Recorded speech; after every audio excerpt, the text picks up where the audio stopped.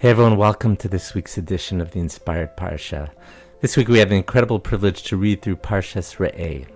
And like every Parsha, there's so many beautiful, rich ideas, especially in the Hasidic world, but I just want to focus on one pasuk, one verse.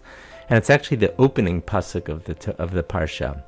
It says, this is in Deuteronomy 11, chapter 11, verse 26. It says, Re'eh anochi nosin lefnechem hayom bracha uklala.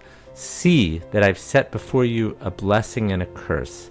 And then the Torah goes on to say that you get a blessing if you obey the commandments of Hashem, and of course a curse if you do not obey the commandments of God. So the question is why? Why does the Torah have to state something so obvious? You know, if there's blessing and curse in front of you, obviously a person's going to choose the blessing. What does it mean that, why does the Torah have to go out of its way to say that if you choose, the path of the blessing, then by obeying the commandments, then you will have a blessing in your life, and if not, you'll have the curse.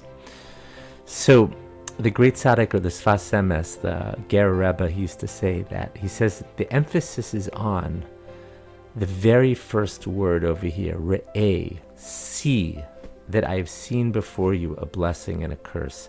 See, this is an incredible idea. He says that the way to choose, the way that we're built, the way that we're going to choose to obey the mitzvos of Hashem, of God, is to see that there's blessing in front of you. It is up to us to choose to see blessing in the world. We're right now in a world where we're bombarded with so many messages, so many stories in the media, etc., that just seem to show that the entire world is just cursed. There's nothing but curse in the world. But we have the ability to choose to see blessing in the world. When we choose to see blessing in the world, that's when we'll come to start to want to obey the commandments of God, because we see the blessing in the world. There's a fascinating Gemara that I always used to think about, a passage in the Talmud that says, everything is in the hands of God, everything is in the hands of heaven, except for Yiras Shamayim, except for fear of heaven. Hakol bidei Shamayim is the words, everything is in the hands of Shamayim, of heaven, chutz mi Yiras Shamayim, except for fear or awe of heaven. There's a beautiful teaching that the word yireh, which we usually translate as fear or awe, can also mean to see. Yireh means to see.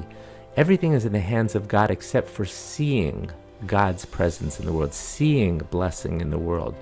We can choose to see blessing in the world. When we choose to see blessing in the world over curses in the world, over the bad things that are going on in the world, then we'll want to develop a relationship with God. Then we'll want to obey His commandments, His mitzvos.